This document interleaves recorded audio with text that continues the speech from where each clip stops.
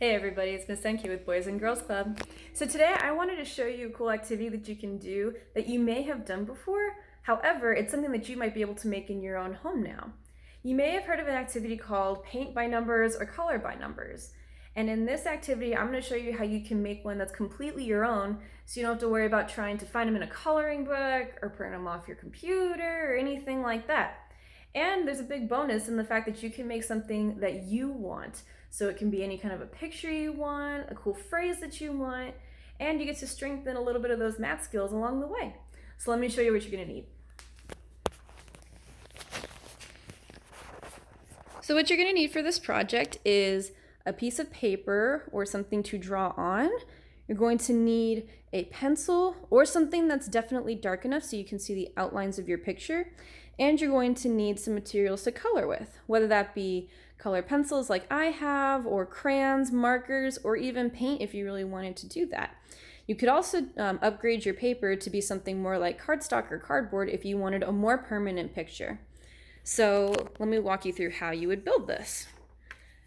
So with color by numbers, that's usually an activity where you will see that a number corresponds or matches a specific color, and any time you see that number throughout the rest of the picture, you would color that number. So, for example, here I have 3 equals green, 6 equals yellow, 9 equals blue, and 12 equals pink.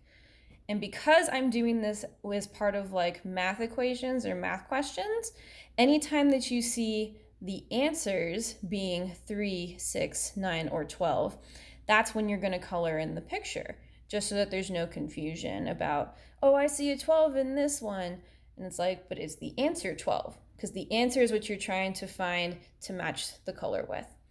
So what you would end up doing is you would go ahead and draw out your picture. I chose to do letters, so it became a little phrase at the very end of it all. And every time that you do that, you would use the pencil or some sort of marker to outline the outside of your picture, or the outside of your letter, for here example. And then on the inside, you would also use a pencil to write out the equation that you were going to use.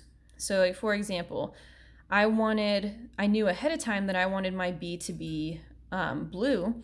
So I wrote in a math question that equaled 9. So 4 plus 5, I know, equals 9. And that's how I knew that once that number became 9, that this letter was going to be colored blue. And the same goes for here, for example, where I wrote the math question 3 times 4, and I know that answer to be 12. So once I wrote in 12, I knew that I could match this 12 with that 12, meaning that I needed to color this letter E pink. Now, the cool thing about this too is that if you want to make your own math equations for this kind of stuff, it's best to do it before you color this in so that you obviously don't give away the colors of what that are going to be in each part of the picture. You can also do that as a form of giving, as like a coloring page or some sort of a gift that you can give to somebody, so that way once they figure out these numbers, they can color it in and be completely surprised about what their picture is going to look like, which could be really cool. And you can also get really creative with your math questions as well if you're really interested in that. So they can be as simple as like addition and subtraction like I have here, or like multiplication and division, which you may see as you become a little bit more advanced. And throughout the rest of your picture, you can make them as easy or as difficult as you want. That is all completely up to you. So like I said, it can be as simple as like addition, subtraction, multiplication, division, or if you're really, really advanced, you can even go into a little bit more depth and do questions like this where they're starting to build on each other and you got to use the order of operations to figure out those answers. But yeah, once you are finished with this, you will have an entire color by numbers paper and a really cool art piece that you could even hang up in your room if you wanted to, or to give to a friend.